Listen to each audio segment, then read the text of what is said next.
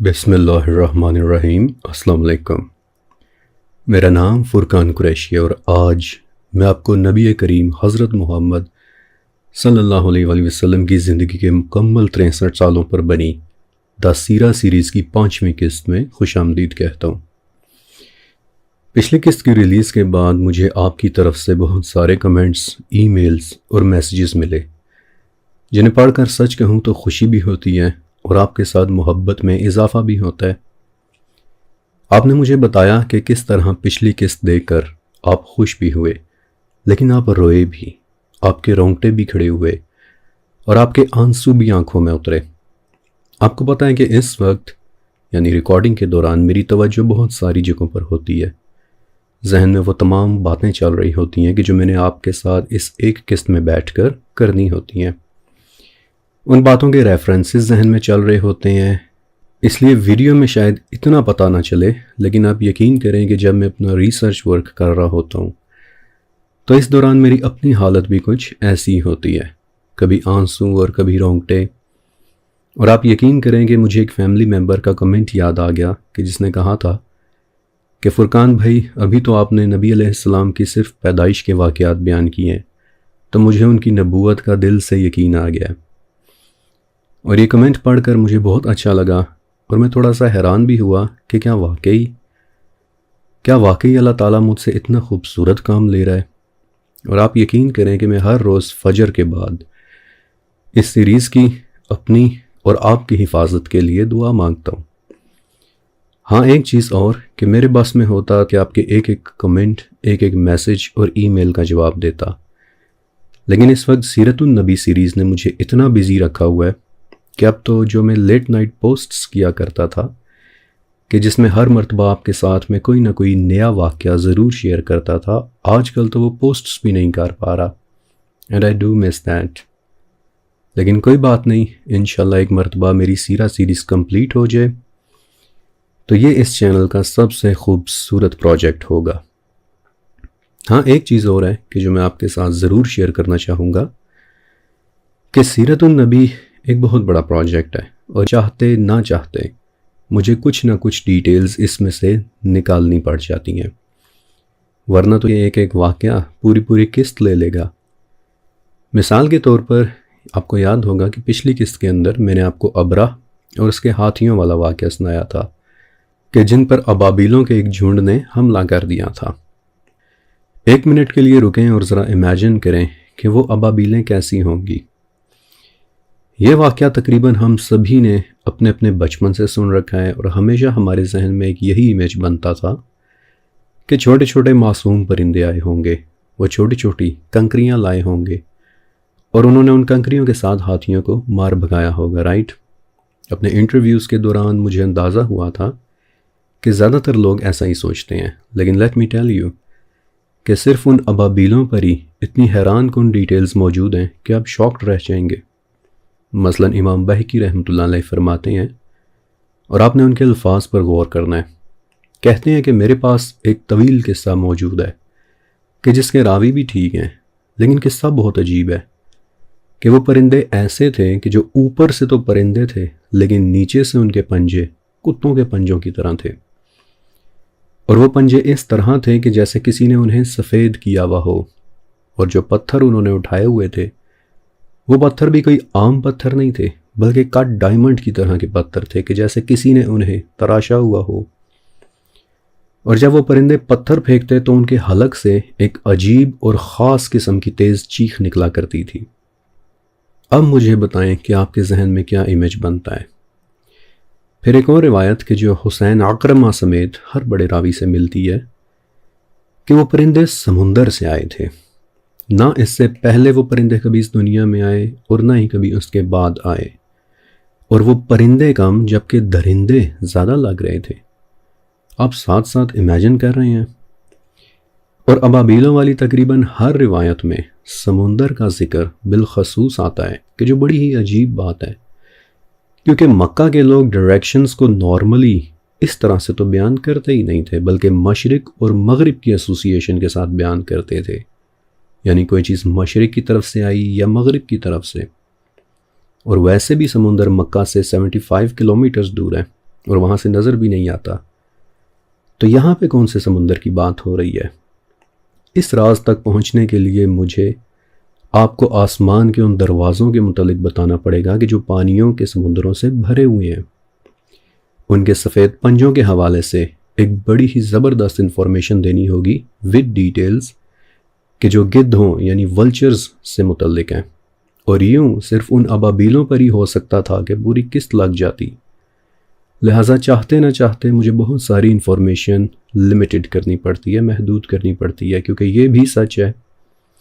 کہ ہر ویور پھر اتنی ڈیٹیلز اور اتنی گہرائی میں جانا پسند بھی نہیں کرتا۔ لیکن پھر بھی اللہ کا شکر ہے کہ اس نے مجھے اس عظیم پروجیکٹ پر کام کرنے کی ہمت دی، اور آپ سب کا بھی شکریہ کہ آپ یہاں آتے ہیں، اپنا وقت نکالتے ہیں، سنتے ہیں، سیکھتے ہیں، اور ان فیملی ممبرز کا بالخصوص شکریہ کہ جو پھر سپورٹ بھی کرتے ہیں۔ یقین کریں کہ آپ کی سپورٹ کے بغیر اتنی گہرائی سے کام کر پانا میرے لیے شاید بہت مشکل ہوتا۔ اوکے، اب چلتے ہیں آج کی قصے کی طرف، اور آج میں نے آپ کے ساتھ نبی علیہ السلام کی پیدائش سے لے کر آپ علیہ السلام کی والدہ کی وفات تک کے واقعات شیئر کرنے ہیں۔ اور آج ایک بار پھر سے میں آپ کو بتا دوں کہ آخری واقعہ سننے کے بعد آپ کی آنکھوں کے آنسوؤں نے رکنا نہیں ہے۔ پچھلی قسط تک ہم نے دیکھا کہ نبی علیہ السلام کی پیدائش کی رات مکہ اور پوری دنیا میں کیا کیا واقعات رپورٹ ہوئے تھے، لیکن آج کی قسط نبی علیہ السلام کی پیدائش کے بعد کے واقعات کے متعلق ہوگی۔ رسول اللہ صلی اللہ علیہ وسلم کی پیدائش کے وقت مکہ میں ایک رواج ہوا کرتا تھا کہ لوگ اپنے نومولود دودھ پیتے بچوں کو مکہ سے باہر کسی گاؤں یا صاف ستھرے کم آبادی والے علاقے میں بھیج دیا کرتے تھے، اور اس کی مینلی 3 وجوہات ہوتی تھیں۔ ایک تو یہ کہ بچہ گاؤں کی صاف آب و ہوا میں رہے گا، دوسرا یہ کہ پہاڑوں میں چلنے اور کھیلنے دوڑنے سے اس کا جسم اور اس کے مسلز مضبوط ہوں گے، اور تیسری وجہ زبان۔ اگر بچہ گاؤں میں پرورش پائے گا تو خالص، ٹھوس اور اوریجنل عربی سیکھ کر واپس آئے گا، کہ جس پر آفٹر آل عربز کو بہت زیادہ فخر ہوا کرتا تھا۔ اب ہوتا ایسے تھا کہ جب زیادہ بچے پیدا ہو جاتے تو اکثر گاؤں والے خود ہی مکہ آ جاتے، اور ان کی کوشش ہوتی تھی کہ ایلیٹ اور امیر گھرانوں کے بچے انہیں پہلے مل جائیں، کیونکہ ظاہر ہے کہ ان بچوں کے گھر والے پھر زیادہ پیسے اور زیادہ انعامات دیا کرتے تھے۔ تو جس سال نبی علیہ السلام پیدا ہوئے اس سال ایک گاؤں بنی سعد کی 10 خواتین مکہ کی طرف نکل کھڑی ہوئیں، اور ان میں سے ایک خاتون کا نام تھا حلیمہ سعدیہ۔ اور اب یہاں سے آگے جو واقعات میں آپ کو سنانے والا ہوں، یہ باتیں حلیمہ سعدیہ نے خود کچھ حضرت علی رضی اللہ تعالیٰ عنہ کے بھائی جعفر رضی اللہ تعالیٰ عنہ کے ساتھ، اور کچھ باتیں نبی علیہ السلام کے دادا حضرت عبد المطلب کے ساتھ شیئر کی تھیں، اور بڑی ہی محنت کے ساتھ سیرہ کی تقریباً 17 کتابوں میں سے ڈھونڈ ڈھونڈ کر میں نے یہ باتیں نکالی ہیں، اور ان کے ریفرنسز بھی انشاءاللہ آپ کو سکرین کے اوپر لکھے ہوئے نظر آ جائیں گے۔ حلیمہ سعدیہ بتاتی ہیں کہ ہم لوگ دودھ پینے والے بچوں کی تلاش میں مکہ آئے، اور اس سال ہمارے علاقے میں کافی قحط پڑا ہوا تھا۔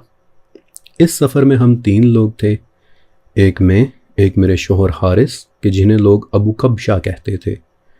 اور ابو کبشہ کا نام آپ نے اپنے ذہن میں رکھنا ہے، آگے کی قسطوں میں یہ نام ایک بار پھر سے سامنے آئے گا۔ اور ہمارے ساتھ ہمارا اپنا بھی ایک دودھ پیتا بچہ تھا۔ اس کے علاوہ ہم لوگ 2 جانور اپنے ساتھ لے کر آئے تھے، ایک اونٹنی اور سفید رنگ کی ایک گدھی۔ اونٹنی تو اتنی بوڑھی ہو چکی تھی کہ اس کے ساتھ کا اونٹ بھی کچھ دن پہلے مر چکا تھا، اور اس بیچاری کے اپنے متعلق بھی ہمیں یہی لگ رہا تھا کہ بس اب تو یہ مری کہ مری۔ اور رہی گدھی، تو وہ بیچاری قحط کی وجہ سے اتنی کمزور اور لاغر ہو چکی تھی کہ اس سے ذرا بھی وزن اٹھایا نہیں جا رہا تھا، اور وہ بالکل آہستہ آہستہ چل رہی تھی۔ قافلے کی باقی 10 عورتیں ہمیں دیکھ کر ہم سے جیسے نفرت کا اظہار کر رہی تھیں۔ ہمارے اتنے آہستہ چلنے پر وہ لوگ ہم سے تنگ آ رہے تھے، اور یوں وہ ہمیں چھوڑ کر آگے مکہ کی طرف چلے گئے۔ ہم لوگ بہت پیچھے رہ گئے، اور مکہ میں داخل ہونے سے پہلے ہی ہمیں رات نے آ لیا، تو ہم نے دور صحرا میں ہی اپنا ایک خیمہ لگا لیا۔ لیکن نہ تو میرے پاس کھانے کو کچھ تھا، نہ ہی ہماری گدھی کے پاس کھانے کو کچھ تھا، اور نہ ہی ہمارے بچے کے پاس پینے کو کچھ تھا۔ اور ساری رات ہم لوگ جاگتے رہے اور بارش کے لیے دعائیں کرتے رہے کہ اگر بارش ہو جائے تو شاید قحط ختم ہو جائے اور ہمیں کھانے کے لیے کچھ مل جائے۔ اب اگلی صبح کہ جب ہم مکہ پہنچے تو ہمیں ایک اور صدمہ ملا، اور وہ یہ کہ تمام اچھے بڑے اور شریف گھرانوں کے بچوں کو میرے ساتھ آئی عورتیں اپنے لیے لے چکی تھیں۔ میں اور ابو کبشہ بہت اداس ہوئے اور ہم نے لوگوں سے پوچھا کہ کیا مکہ میں ایک بھی ایسا بچہ نہیں بچا کہ جسے ہم لے جائیں؟ تو کسی نے ہمیں بتایا کہ ہاں ایک بچہ ہے تو صحیح، لیکن اس کے والد فوت ہو چکے ہیں اور اس کی والدہ سے تمہیں شاید کوئی خاص انعام وغیرہ نہیں ملے گا، کیونکہ تم سے پہلے بنی سعد کی بہت سی عورتیں ان کے گھر گئیں اور انہیں انکار کر کے واپس بھی آ گئیں کہ بھئی دوسرے بچوں کے باپ تو بہت انعام اور پیسہ دیتے ہیں، لیکن یہ بچہ تو یتیم ہے، لہٰذا اس کی ماں ہمیں بھلا کیا دے سکتی ہے۔ حلیمہ کہتی ہیں کہ ابھی میں اس بارے میں سوچ ہی رہی تھی کہ مجھے اپنی سہیلیاں واپس آتی ہوئی دکھائی دیں اور ان میں سے ہر ایک کے پاس کوئی نہ کوئی بچہ ضرور تھا۔ تو مجھے شرمندگی سی محسوس ہونے لگی اور میں نے اپنے شوہر ابو کبشہ کو کہا کہ مجھے بالکل اچھا نہیں لگ رہا کہ میں اپنی سہیلیوں کے ساتھ آؤں اور بالکل خالی ہاتھ ہی واپس چلی جاؤں، لہٰذا میں اس یتیم بچے کے گھر جاتی ہوں اور اسے لے آتی ہوں۔ ہو سکتا ہے کہ وہ لوگ ہمیں کچھ نہ کچھ پیشگی یعنی ایڈوانس تو دے ہی دیں کہ جس سے پھر ہم اپنے گھر اور اپنے جانوروں کے لیے کھانے کا کچھ سامان خرید لیں۔ تو ابو کبشہ بولے کہ ٹھیک ہے، تمہاری مرضی، مجھے کوئی اعتراض نہیں۔ چنانچہ میں اس بچے کے گھر چلی گئی کہ جس کا نام لوگوں نے مجھے محمد بتایا تھا، اور سچ تو یہ ہے کہ میں وہاں اس لیے گئی تھی کیونکہ مجھے کوئی اور بچہ مل ہی نہیں رہا تھا۔ لیکن جب میں اس بچے کی ماں یعنی آمنہ کے پاس پہنچی تو میں بڑی حیران ہوئی، کیونکہ مجھے لگ رہا تھا کہ آمنہ بہت دکھی اور اداس خاتون ہوں گی اور میرے سامنے اپنی مجبوریاں بیان کریں گی، لیکن وہ تو مجھ سے بہت محبت اور بہت تازگی سے پیش آئیں، اور جو ایڈوانس انہوں نے مجھے دیا وہ تو میرے اندازے سے بھی کئی گنا زیادہ تھا۔ لیکن اصل دھچکا مجھے تب لگا کہ جب آمنہ نے اپنا بچہ میری گود میں دیا۔ حلیمہ کہتی ہیں کہ جب محمد میرے پاس آئے تو وہ ایک سفید کپڑے میں لپٹے ہوئے تھے، ان میں سے ایک ایسی خوشبو آ رہی تھی کہ میں نے ساری زندگی کبھی وہ خوشبو نہیں سونگھی تھی، اور اس وقت آپ سوئے ہوئے تھے، لہٰذا میں نے آپ کو جگایا نہیں بلکہ آپ کے سینے پر پیار سے اپنا ہاتھ رکھا تو اچانک آپ مسکرائے اور میری آنکھوں میں آنسو آ گئے کہ میں پیسوں کی وجہ سے کتنا پیارا بچہ چھوڑ کر جا رہی تھی۔ تو میں نے آپ کی دونوں آنکھوں کے درمیان پیار کیا اور آپ کو اپنے سینے سے لگایا، تو مجھے اتنا اچھا لگا کہ میں اپنی بھوک بھی بھول گئی، اور مایوس یا اداس ہونے کے بجائے اب میں خود کو اپنی سہیلیوں کی نسبت کہیں زیادہ خوش قسمت محسوس کر رہی تھی۔ میں سوچ رہی تھی کہ حالانکہ میری سہیلیوں کو مجھ سے زیادہ تحفے اور مجھ سے زیادہ پیسے ملے ہیں، لیکن میں دیکھ آئی تھی کہ ان کے بچوں میں سے کوئی بھی اتنا پیارا نہیں تھا کہ جتنا پیارا بچہ اس وقت میری گود میں تھا۔ دوسری بات جو میں نے نوٹ کی وہ یہ کہ جتنی دیر وہ بچہ میری گود میں رہا وہ رویا نہیں، جبکہ باہر سے میں یہ دیکھ کر آ رہی تھی کہ ان عورتوں کے پاس موجود بچے روئے چلے جا رہے تھے۔ پھر کچھ ضروری باتوں کے بعد میں نے آمنہ اور عبد المطلب سے اجازت طلب کی اور باہر نکل گئی۔ جب میں باہر آئی اور میرے شوہر ابو کبشہ نے محمد کو دیکھا تو اس وقت تک محمد جاگ چکے تھے، تو ابو کبشہ بولے کہ حلیمہ، یہ تو مجھے کسی بڑے گھر کا شہزادہ لگتا ہے، یہ تمہیں کہاں سے مل گیا؟ اور ہم دونوں نے ایک بات نوٹس کی کہ محمد ٹکٹکی باندھے آسمان کی طرف دیکھے چلے جا رہے ہیں۔ اس کے بعد ہمارا واپس بنو سعد کا سفر شروع ہوا، اور ہماری حیرت کی انتہا نہ رہی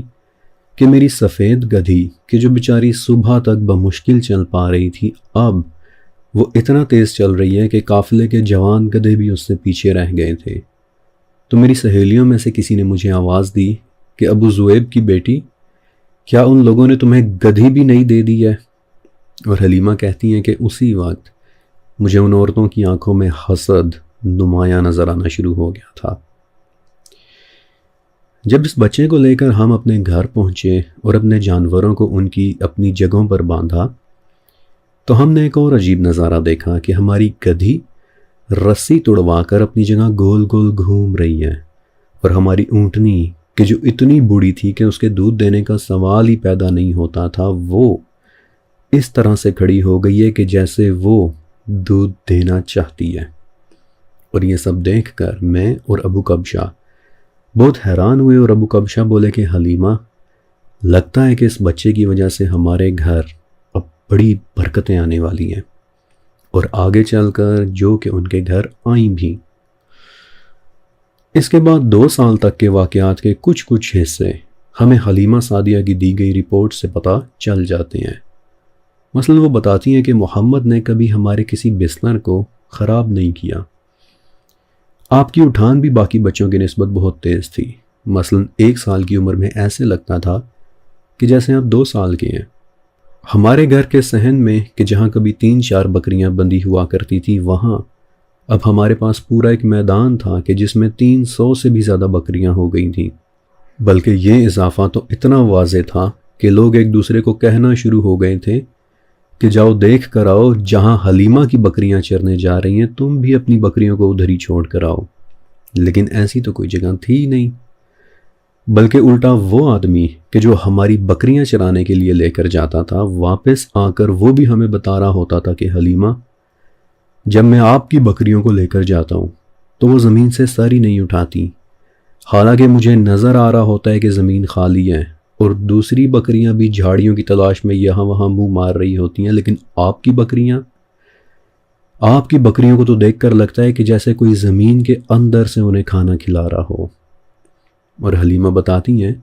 کہ مہینوں کے اندر کہ جس علاقے میں ہم سے زیادہ غریب کوئی نہیں تھا، وہاں اب ہم سے زیادہ امیر کوئی نہیں تھا۔ ہم اکثر دیکھتے کہ محمد کھیلتے کھیلتے اچانک کسی بکری کو ہاتھ لگاتے، اور وہ بکری ایسے ہو جاتی کہ جیسے اس سے زیادہ دودھ اور کسی میں ہو ہی نہیں سکتا۔ اسی طرح 2 سال کب گزر گئے کچھ پتہ نہیں چلا، اور ایک دن وہ وقت آ گیا کہ اب ہمیں محمد کو واپس مکہ چھوڑ کر آنا تھا۔ لیکن حلیمہ بتاتی ہیں کہ میرا بالکل بھی دل نہیں تھا کہ میں محمد کو واپس مکہ چھوڑ کر آؤں، اور اس کی 2 وجوہات تھیں۔ ایک تو یہ کہ مجھے محمد سے بہت محبت ہو گئی تھی، وہ بہت پیارے بچے تھے، اور دوسرا یہ کہ ہمارے گھر میں جن بھی برکتوں کا نزول ہو رہا تھا، ہمیں لگ رہا تھا کہ کہیں نہ کہیں ان معجزات کے پیچھے محمد ہی ہیں۔ لیکن یہ بھی سچ ہے کہ 2 سال پورے ہونے کے بعد مجھے کوئی حق نہیں پہنچتا تھا کہ میں محمد کو مزید اپنے پاس رکھوں۔ لہٰذا جب میں انہیں واپس مکہ لائی تو پتہ چلا کہ وہاں تو ایک وبا پھیلی ہوئی ہے، تو میرے دل میں امید کی ایک کرن جاگی، اور میں نے محمد کی والدہ آمنہ کو کہا کہ آمنہ، آپ کے شہر میں تو بیماری پھیلی ہوئی ہے، جبکہ ہمارے علاقے کی آب و ہوا یہاں کے مقابلے میں ابھی بھی بہت بہتر ہے، تو اگر آپ اجازت دیں تو میں محمد کو کچھ عرصے کے لیے اپنے ساتھ واپس لے جاؤں۔ تو میری بات سن کر آمنہ اداس تو ہوئی، افسردہ بھی ہوئی، لیکن ایک تو وہ دیکھ رہی تھی کہ محمد سے دور ہونے کا سوچ کر میری آنکھوں سے آنسو بہے چلے جا رہے تھے، اور دوسرا یہ کہ میں بار بار آمنہ کو ریکویسٹ کر رہی تھی۔ لہٰذا بالآخر انہوں نے مجھے اجازت دے دی، اور یوں اپنے دل میں خوشیوں کو اور اپنے ہاتھوں میں محمد کو لیے میں اپنے گھر واپس آ گئی۔ اور اس پوائنٹ سے آگے پھر محمد الرسول اللہ صلی اللہ علیہ وآلہ وسلم کی زندگی میں اور حلیمہ سعدیہ کے گھر میں اب کچھ بڑے واقعات پیش آنا شروع ہو گئے۔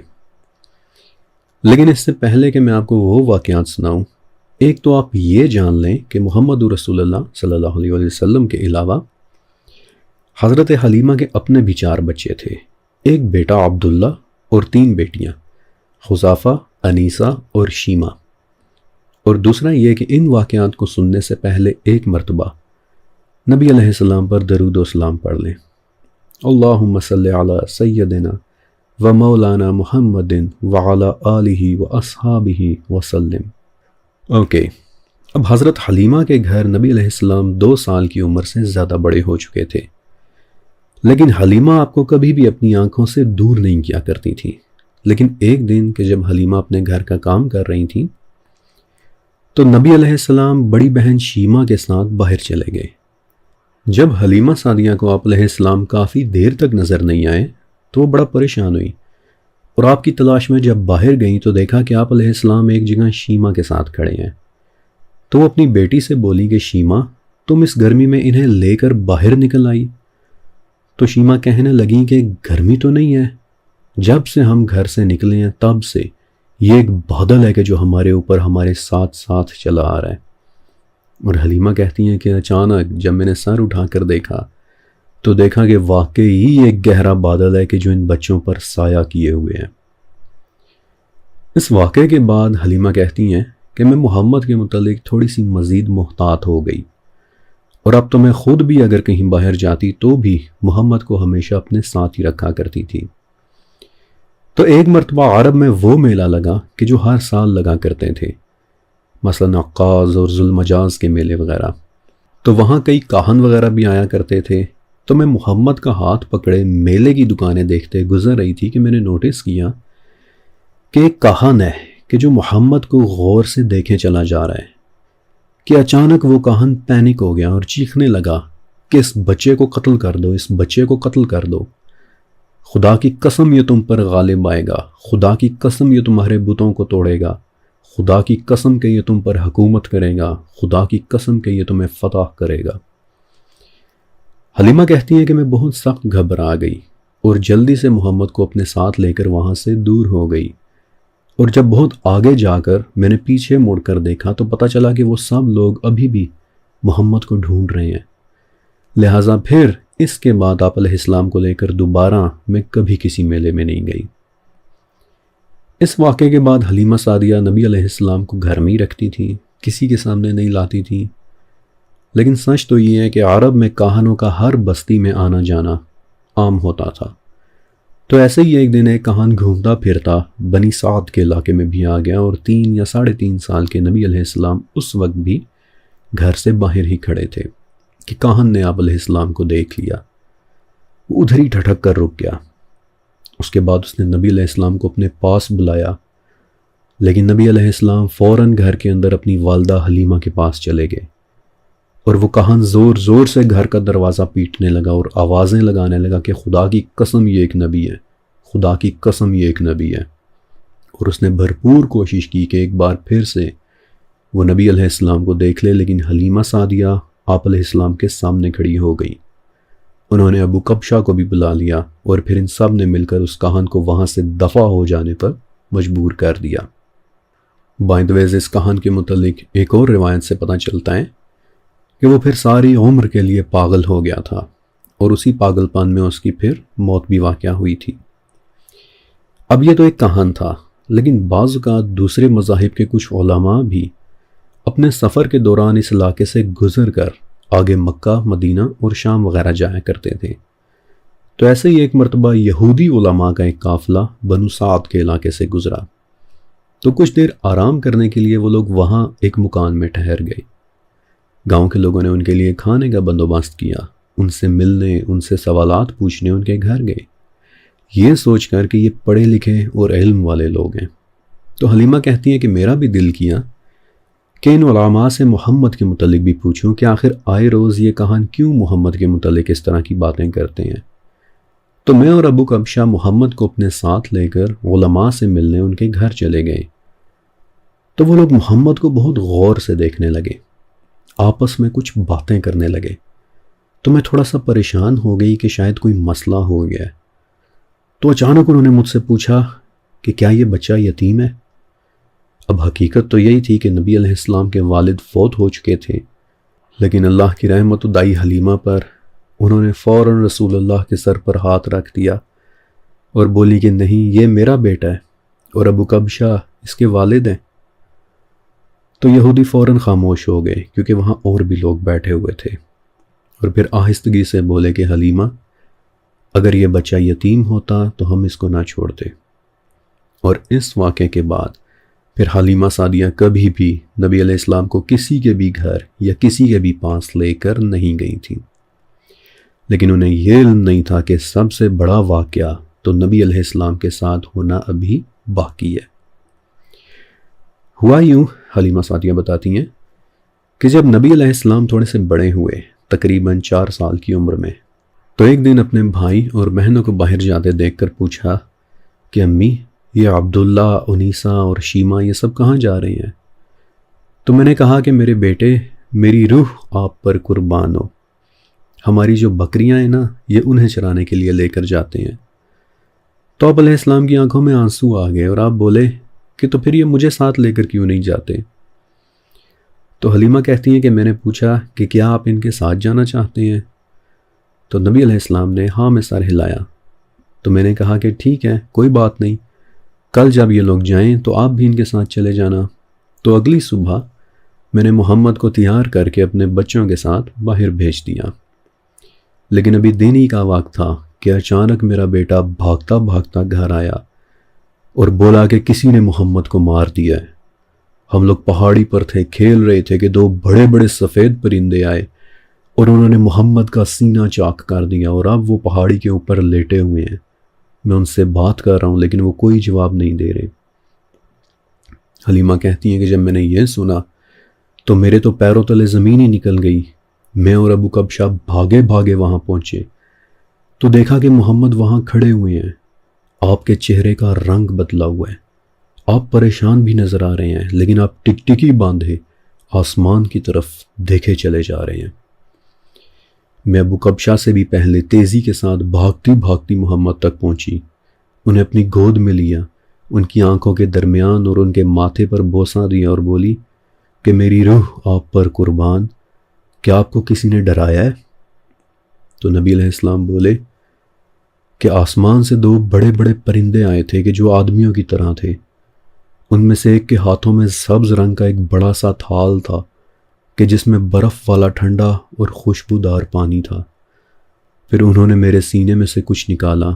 پھر اسے دھویا اور پھر اسے دوبارہ واپس رکھ دیا اور میرے سینے کو پھر سے سی دیا۔ میں ابھی بھی اپنے سینے میں اس کی ٹھنڈک محسوس کر رہا ہوں۔ پھر ان میں سے ایک مجھ پر جھکا اور میرے سر پر بوسہ دیا اور آنکھوں کے درمیان بھی، اور بولا کہ اے اللہ کے پیارے، ڈریے مت، اگر آپ کو پتہ چل جائے کہ آپ کے ساتھ کیا بھلائی ہونے والی ہے تو آپ کی آنکھیں ٹھنڈی ہو جائیں۔ اور پھر وہ مجھے اسی جگہ چھوڑ کر آسمان پر واپس چلے گئے۔ اگر آپ کہیں تو میں آپ کو ان کے واپس جانے کی جگہ بھی دکھا سکتا ہوں۔ حلیمہ بتاتی ہیں کہ یہ باتیں سن کر تو جیسے ہم سکتے میں آ گئے، اور ابو کبشہ بولے کہ حلیمہ، اس سے پہلے کہ کوئی بڑا واقعہ ہو جائے تم محمد کو واپس مکہ چھوڑو۔ یہ نبی علیہ السلام کا سب سے پہلا شک صدر تھا کہ جب آسمان سے حضرت جبرائیل علیہ السلام اور میکائیل علیہ السلام آئے تھے اور انہوں نے نبی علیہ السلام کے دل کو دھویا تھا، اور یہ حضرت جبرائیل علیہ السلام تھے کہ جنہوں نے جھک کر نبی علیہ السلام کے پیارے چہرے پر بوسہ دیا تھا۔ بہت محبت محسوس ہوتی ہے حضرت جبرائیل علیہ السلام سے۔ اس واقعے کے بعد اگرچہ حضرت حلیمہ کا بالکل دل نہیں تھا کہ وہ رسول اللہ صلی اللہ علیہ وسلم کو واپس مکہ لے کر جائیں، لیکن بتاتی ہیں کہ پھر ہمارے گھر میں ہر روز یہی ٹاپک زیر بحث آنے لگا۔ ہر روز میرے شوہر کہتے کہ محمد کو واپس مکہ چھوڑو۔ مجھے لگتا ہے کہ ان پر شاید کسی قسم کے کوئی اثرات ہو گئے ہیں۔ اس سے پہلے کہ کوئی بڑی بات ہو جائے تم انہیں واپس مکہ چھوڑاؤ۔ تو روز روز کی اس گفتگو کے بعد میں نے فیصلہ کیا کہ ٹھیک ہے، ہم محمد کو واپس مکہ چھوڑاتے ہیں، لیکن اس واقعے کے بعد ہم نے ایک چیز بہت کلیئرلی محسوس کی، اور اللہ جانتا ہے کہ ہم سب نے محسوس کیا کہ اب ہم محمد کو جہاں کہیں لے کر جائیں وہاں سے نہ ختم ہونے والی ایک خوشبو آنے لگ جاتی ہے۔ اس دن کے بعد سے ہمارے گھر کا کونا کونا مہکنے لگ گیا تھا۔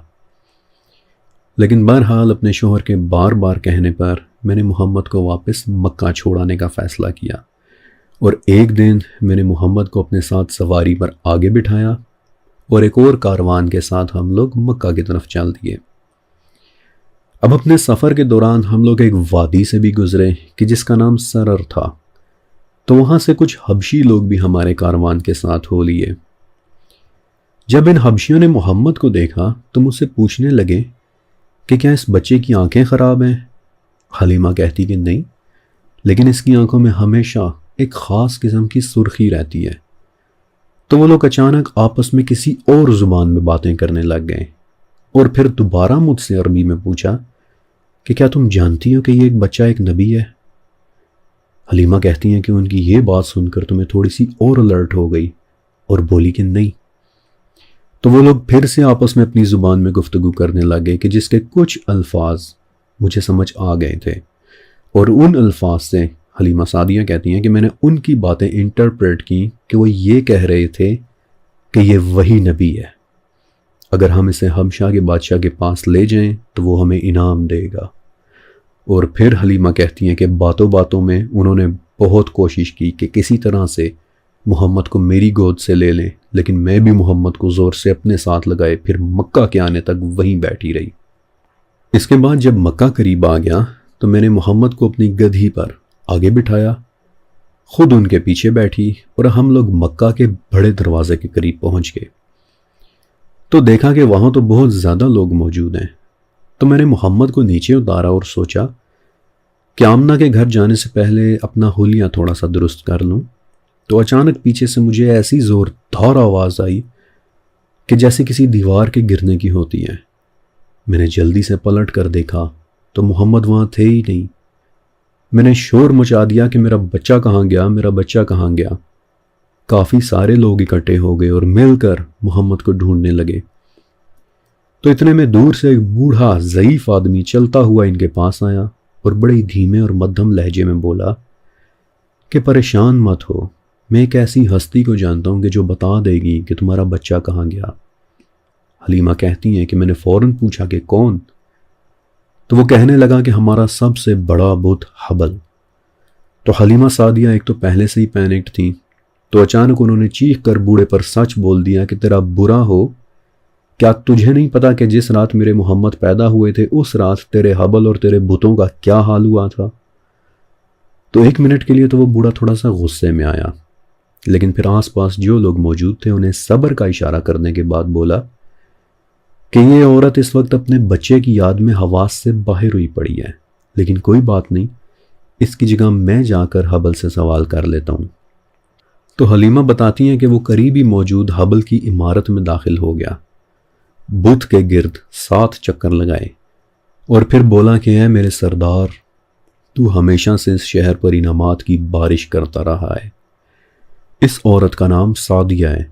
اور یہ کہتی ہے کہ اس کا بیٹا بھٹک گیا ہے، اور بس ابھی اس آدمی نے صرف اتنا ہی کہا تھا کہ اچانک سے حبل کا بت ایک بار پھر سے اوندھے منہ زمین پر آ کر گر گیا۔ اور حلیمہ بتاتی ہے کہ وہ بوڑھا بھاگتا ہوا واپس باہر آیا اور اس وقت اس کا پورا جسم تھر تھر کانپ رہا تھا، اور وہ بولا کہ حلیمہ، تیرے بچے کا جو رب ہے اس کی قسم کہ وہ اس بچے کو کبھی گمنے نہیں دے گا، لہٰذا تو فکر نہ کر، تیرا بچہ ابھی یا بعد میں تجھے ضرور مل جائے گا۔ حلیمہ کہتی ہیں کہ ہم کافی دیر ڈھونڈتے رہے، لیکن پھر مجھے ڈر پیدا ہونا شروع ہو گیا کہ کہیں ایسا نہ ہو کہ یہ خبر عبد المطلب تک نہ پہنچ جائے تو بہت غصے ہوں گے۔ لہٰذا میں بھاگی بھاگی ان کے پاس گئی اور انہیں خود ہی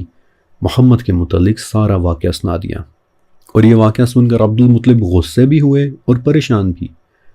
اور اپنے ساتھ بہت سارے گھڑ سوار لیے اور محمد کی تلاش شروع کر دی۔ کہتی ہیں کہ پھر کسی نے ہمیں ایک آواز دے کر بتایا، کس نے بتایا کوئی نہیں جانتا، بس ہم نے ایک آواز سنی کہ جس میں کوئی کہہ رہا تھا کہ تمہارا بیٹا تہامہ کے پہاڑوں میں ایک درخت کے پاس کھڑا ہے۔ عبد المطلب فوراً اس طرف بھاگے، اور حلیمہ کہتی ہیں کہ میں نے دیکھا کہ ورقہ ابن نوفل بھی عبد المطلب کے ساتھ تھے، اور جب یہ لوگ وہاں پہنچے تو دیکھتے ہیں کہ 4.5 سال کے محمد ایک درخت کے نیچے کھڑے ہیں، اور درخت کبھی ایک طرف سے اپنی ٹہنیاں نیچے جھکاتا ہے اور کبھی دوسری طرف سے، اور نبی علیہ السلام اس کے پتوں کو پکڑ پکڑ کر اس کے ساتھ کھیل رہے ہیں۔ اب جب عبد المطلب نے نبی علیہ السلام کو دیکھا تو چونکہ انہیں کئی سال بعد دیکھا تھا اس لیے انہوں نے آپ علیہ السلام کو پہچانا نہیں اور پوچھا کہ آپ کون ہیں؟ تو نبی علیہ السلام بولے کہ میں محمد ہوں، میرے بابا کا نام عبداللہ تھا اور میرے دادا کا نام عبد المطلب۔ تو عبد المطلب فوراً آگے بڑھے، نبی علیہ السلام کو سینے سے لگایا اور پھوٹ پھوٹ کر رونے لگے اور کہنے لگے کہ میری جان آپ پر فدا ہو، میں آپ کا دادا ہوں۔ پھر اس کے بعد عبد المطلب نبی علیہ السلام کو اپنے ساتھ گھوڑے پر بٹھا کر مکہ واپس لائے،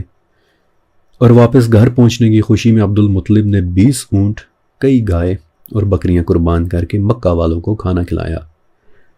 گھر پہنچ کر نبی علیہ السلام کو ان کی والدہ حضرت آمنہ کے سپرد کیا، اور پھر اس کے بعد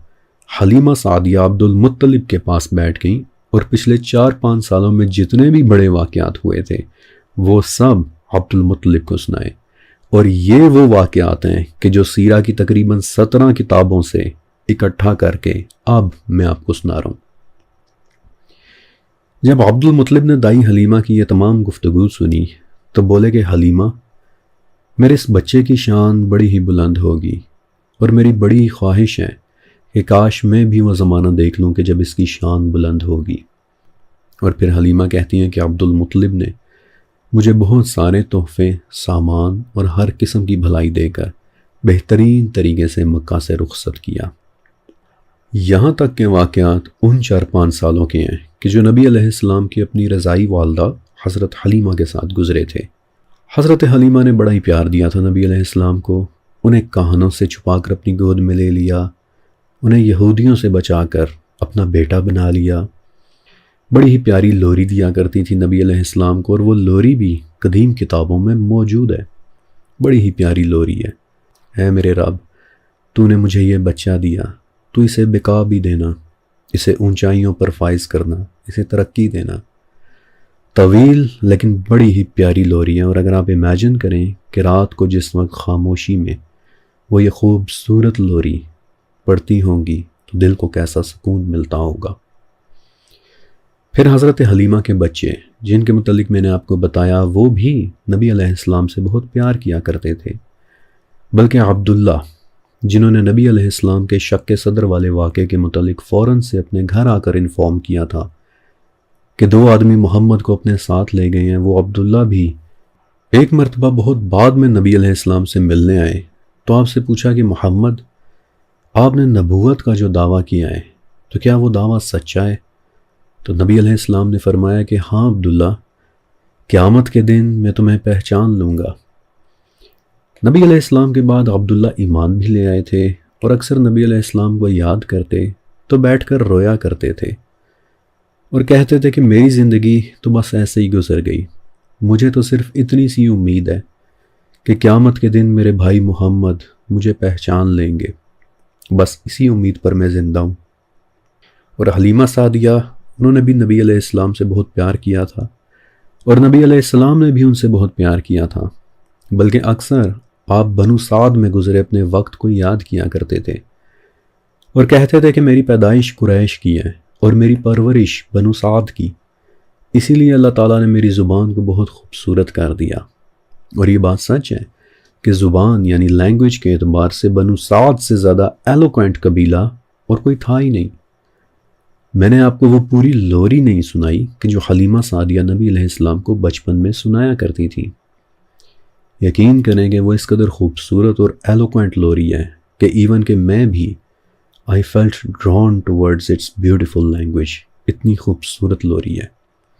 اور میں چاہ رہا تھا کہ اس کا ایک گنگناتا ہوا ورژن بھی اس ویڈیو میں شامل کر دوں، لیکن پھر کسی وجہ سے نہیں کیا۔